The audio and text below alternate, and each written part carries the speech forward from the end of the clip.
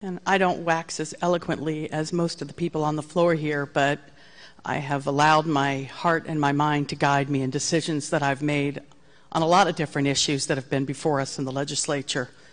And I think sometimes that's what we have to do. And I too don't want to wag my finger at anybody about which way you should vote on this. It's certainly an issue of conscience to me, and certainly one that I have been weighing very heavily for the last few weeks. You know, I was married for 23 years to the love of my life, and he died 6 years ago. And I think of all the wonderful years we had and the wonderful fringe benefit of having 3 beautiful children. I don't miss the sex, you know? And to me, that's kind of what this boils down to. I don't miss that. I mean, I certainly miss it, but I don't, it is certainly not the aspect of that relationship, that incredible bond that I had with that human being that I really, really genuinely wish I still had. And so I think to myself, how could I deny anyone the right to have that incredible bond with another individual in life? To me, it seems almost cruel. You know, years ago, my daughter she was in elementary school. Many of you have met my daughter. She's a fabulous girl. She's wonderful. My boys are great too, but my daughter is just something special, and she was the light of her father's eyes.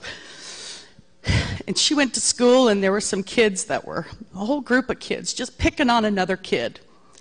And you know, my daughter stood up for that kid. Even though it wasn't the popular thing to do, she knew it was the right thing to do. And I was never more proud of my kid than knowing that she was speaking against the vocal majority on behalf of the rights of the minority. And to me, it is incumbent upon us as legislators in this state to do that. That is why we are here. And I shudder to think that if folks who have preceded us in history did not do that, frankly, I'm not sure I would be here as a woman.